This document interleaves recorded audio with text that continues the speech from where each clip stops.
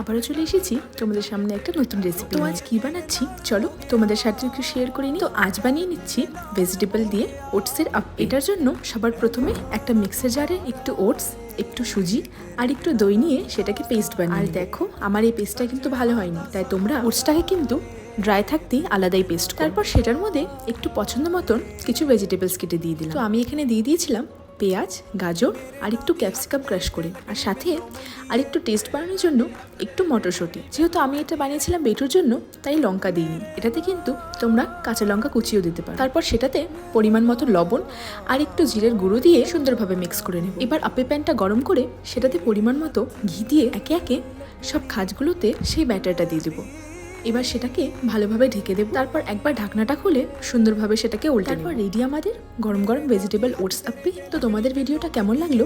ভালো লাগলে চ্যানেলটিকে অবশ্যই সাবস্ক্রাইব করে দিও। ততক্ষণের জন্য টাটা।